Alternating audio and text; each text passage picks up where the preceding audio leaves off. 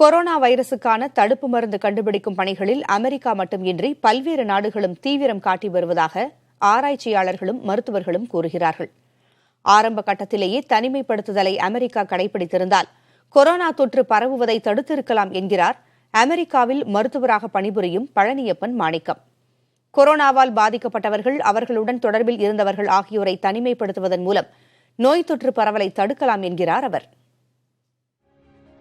உலகத்தையே அச்சுறுத்தி வரும் வைரஸின் பெயர் நோவல் கொரோனா. மரணத்தை ஏற்படுத்தும் கொரோனா வைரஸ் தற்போது வல்லரசு நாடுகளையும் விட்டு வைக்கவில்லை. உயிரிழப்புகள் நாள்தோறும் அதிகரிப்பதால் கொரோனா வைரஸிற்கு மருந்து கண்டுபிடிக்கும் பணிகளில் அமெரிக்கா போன்ற நாடுகள் தீவிரமாக ஈடுபட்டுள்ளன. நிரந்தரமாக நோயை கட்டுப்படுத்துவதற்கும் குணமாக்குவதற்கும் தடுப்பூசி, பிளாஸ்மா தெரப்பி உள்ளிட்ட வழிமுறைகளை ஆராய்ந்து வருகிறார்கள். தடுப்பு மருந்துகளை கண்டறிவதில் பல்வேறு சவால்கள் இருந்தாலும் பிளாஸ்மா தெரப்பி முறை லெவல்ல இருந்த த்ரெட் இருக்குன்னா நிறைய பார்மசூட்டிக்கல் மோர் தென் 60-70 கிளினிக்கல் ட்ரையல் போயிட்டு இருக்கு.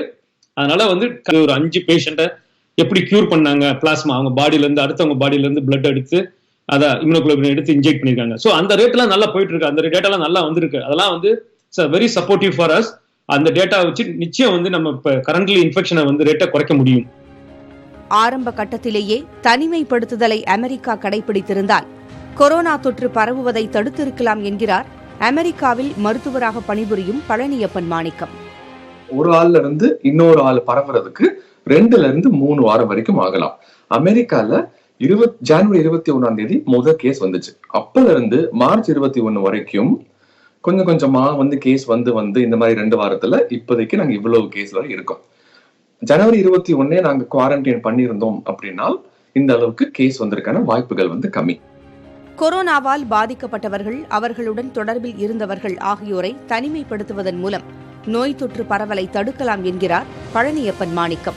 தனிமையா இருக்கிறது முடிஞ்ச வரைக்கும் பரவலை தடுக்கிறது எப்படின்னா, முடிஞ்ச வரைக்கும் சிம்டம்ஸ் இருக்கிறவங்கள டெஸ்ட் பண்ணணும். டெஸ்ட் பண்ணி அவங்களுக்கு பாசிட்டிவா இருந்தா அவங்கள தனிமைப்படுத்தணும்.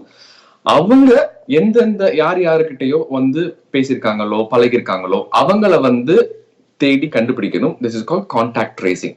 அப்புறம் அவங்களும் சிம்டமா இருந்தாலும் சரி, சிம்டம் இல்லாட்டியும் சரி, அவங்கள தனிமைப்படுத்தி எவ்வளவு தூரம் நம்ம தனிமைப்படுத்துறோமோ அவ்வளவு தூரம் இந்த கேஸ் வால்யூம் கம்மி ஆச்சுன்னா இந்த ஸ்ப்ரெட்டை கம்மி பண்ணணும். இதுதான் எல்லா கண்ட்ரியும் பண்ணணும் அப்படின்ட்டு எக்ஸ்பர்ட்ஸ் எல்லாம் சொல்றாங்க. இந்தியா போன்ற நாடுகள் தனிமைப்படுத்துதலை இன்னும் தீவிரப்படுத்தினால் கொரோனாவை கட்டுக்குள் கொண்டு வந்துவிடலாம் என்கின்றனர் ஆராய்ச்சியாளர்கள்.